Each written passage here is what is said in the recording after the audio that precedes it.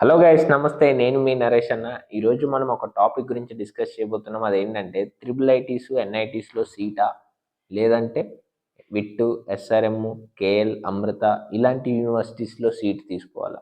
So ఇది చాలామంది పేరెంట్స్కి ఒక కన్ఫ్యూజన్ ఉంటుంది. సో మనం ఈ వీడియోతో వాళ్ళందరికీ క్లారిటీ ఇవ్వబోతున్నాము. సో వీడియోని చివరి వరకు చూడండి. ఇంకా మన దగ్గర మెంటర్షిప్ ప్యాకేజెస్ అనేవి రిలీజ్ చేశాము. డైరెక్ట్గా నేను మీతో 1-on-1గానే మాట్లాడుతాను, మధ్యలో ఎవరు ఉండరు. సో మీరు ఇంట్రెస్ట్ ఉంటే మెంటర్షిప్ ప్యాకేజెస్ తీసుకోవచ్చు. నేను డిస్క్రిప్షన్లో నెంబర్ ఇస్తున్నాను. So let's get into the video. First thing, one by one comparison చేస్తూ మాట్లాడదాము. First, triple ITs admission procedure.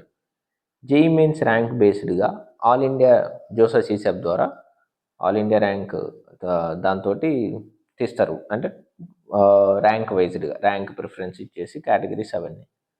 With universities, పేర్లొద్దు, యూనివర్సిటీస్ ఇవేంటంటే లైక్ వాళ్ళ ఎంట్రన్స్ ఎగ్జామ్ పెడతారు. మోస్ట్లీ అవంతా రియాలిటీ ఏంటంటే అందరూ కాపీ కొట్టే రాస్తారు. ఆన్లైన్ టెస్ట్ ఉంటుంది, సో కాపీ చేస్తారు, నో డౌట్. సో అలా అడ్మిషన్ అనేది ఉంటుంది. ఆ ర్యాంక్ బేస్ చేసుకుని మళ్ళీ ఫీజు ఉంటుంది. అడిషనల్గా ర్యాంక్ వచ్చినా సరే ఫీజు అనేది ఉంటుంది. సో అలా అడ్మిషన్ ప్రొసీజర్ అనేది అలా జరుగుతుంది.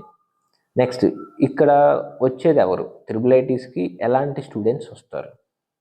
ఇండియాలోని one of the toughest exam అయిన జేఈ మెయిన్స్ ఎగ్జామ్ రాసి టాప్ 5%, అంటే 15 లక్షల మందిలో 5%, టాప్ 5% అంటే టాలెంటెడ్ పీపుల్ ఈ కాలేజెస్కి వెళ్తారు. నెక్స్ట్, ఇక్కడ యూనివర్సిటీస్ క్వాలిఫై కానోడు కూడా వెళ్తాడు. నేను మళ్ళీ చెప్తున్నా, క్వాలిఫై కానోడు కూడా వెళ్తారు. ఇక్కడ ఎలాంటి వాళ్ళు ఎవరు వెళ్తారంటే డబ్బు ఉన్నోళ్ళు, లైక్ డొనేషన్ కట్టి వెళ్తారు. ప్లస్ ర్యాంక్ ఎంట్రన్స్ ఎగ్జామ్లో ర్యాంక్ వచ్చి కొంత ఫీజు ఉంటుంది పార్షియల్గా, అది స్లాబ్స్ వైజ్గానే ఉంటుంది. ఆ ఫీజు కట్టుకొని పోతారు. అలా అక్కడేంటి, మనీ మ్యాటర్స్, ఇక్కడ టాలెంట్ మ్యాటర్స్. అంటే ఇక్కడ అడ్మిషన్ ప్రొసీజర్ టాలెంట్ బేస్డ్గా జరుగుతుంది. అక్కడ మనీ పార్షియల్గా టాలెంట్. ఎంట్రన్స్ ఎగ్జామ్ అది కూడా టాలెంట్ కాదు, కాపీ జరుగుతుంది. అది అందరికీ తెలుసు. మీ బాబు రాసి ఉంటాడు, మీ బాబుని అడగని కాపీ చేసాడో లేదు.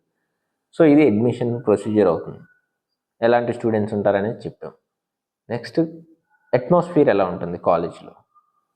ఇక్కడ టాలెంటెడ్ ఉంటారు, కొంత కొంత పర్సంటేజ్ అనేది ఉంటుంది.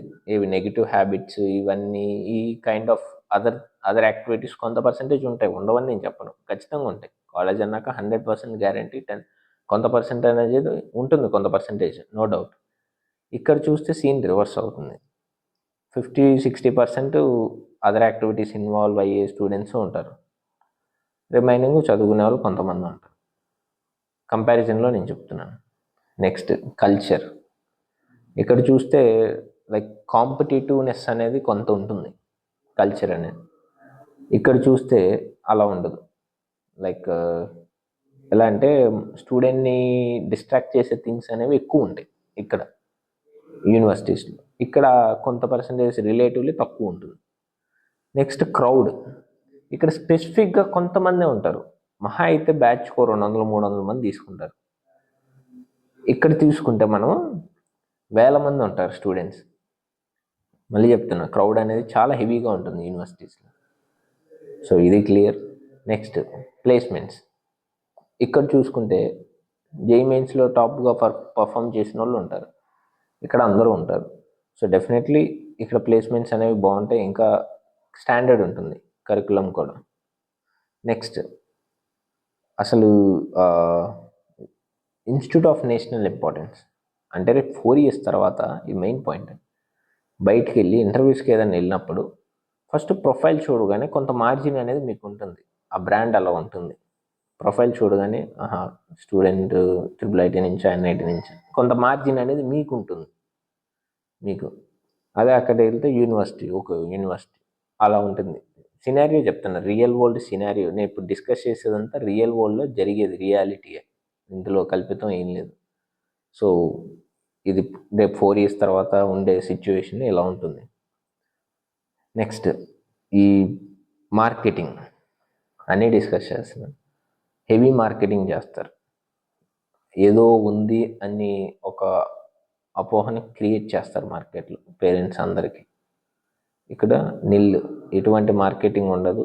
అసలు కాలేజ్ కొంతమంది పేరెంట్స్కి కొన్ని త్రిబుల్ ఐటీస్ ఉన్నాయా అనే డౌట్ ఉంటుంది. అంత జీరో మార్కెటింగ్ ఉంటుంది కాలేజెస్. సో ఇలా ఈ విషయాలన్నీ కూడా ఎందుకు చెప్తున్నానంటే పేరెంట్స్కి ఒక క్లారిటీ రావాలి. చాలామంది ఈ ఫేజ్ని అనుభవిస్తూ ఉంటారు. కరెక్ట్గా 95, 96, 94, 93 పర్సెంటైల్స్ ఉంటాయి. వాళ్ళకి అటు ఛాన్స్ ఉంటుంది, ఇటు ఉంటుంది. ఏది చూస్ చేసుకోవాలి? చాలా పెద్ద కన్ఫ్యూజన్గా మారుతుంది పేరెంట్స్కి. సో ఇది ఏం అవసరం లేదు. ఎట్టి పరిస్థితుల్లో అయినా సరే త్రిబుల్ ఐటీస్, ఎన్ఐటీస్ సీట్ వస్తే కళ్ళు మూసుకొని వెళ్ళిపోండి. అవి వదిలేసి యూనివర్సిటీస్కి వెళ్ళొద్దు, ఇబ్బంది పడతారు. యూనివర్సిటీస్ అన్నీ కూడా ఏంటంటే మనీ మేడ్గా ఉంటుంది. ఎవ్రీథింగ్ మనీ టాక్స్, అంతే. యూనివర్సిటీస్లో మనీ టాక్స్. నువ్వు ఏది చేసినా సరే, సింపుల్ ఎగ్జాంపుల్ చెప్తా. అటెండెన్స్ షార్ట్ అయింది, యూనివర్సిటీలో కథ ఎలా ఉంటుంది? ఫీజు కట్టు, అటెండెన్స్ షార్ట్ అయినందుకు ఫైన్ కట్టు, అటెండెన్స్ క్లియర్ అయిపోద్ది. అంటే తప్పు ఒప్పు అయిపోద్ది డబ్బు కడితే. అదే ఈ కాలేజెస్లో ఫస్ట్ బోర్డు రూమ్కి పిలుస్తారు, ఎందుకు షార్ట్ అయిందని అడుగుతారు. ప్రాపర్ రీజన్ ఉంటే కన్సిడర్ చేసి ఎగ్జామ్కి ఎలో చేస్తారు, లేకపోతే నో ఎగ్జామ్, సప్లీ రాసుకోమంటారు.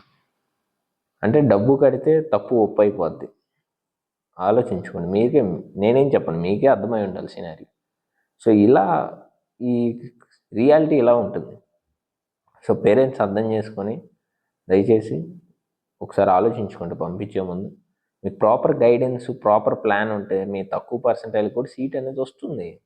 నేను లాస్ట్ ఇయర్ తెప్పించాను చాలామంది పేరెంట్స్కి, వాళ్ళ పిల్లలకి చాలామందికి నాకు ట్రాక్ రికార్డ్ ఉంది. సీట్స్ తక్కువ పర్సెంటైల్లో త్రిబుల్ ఐటీస్లో సీట్స్ చేర్పించాను నేను. So thanks for watching this video. Stay tuned.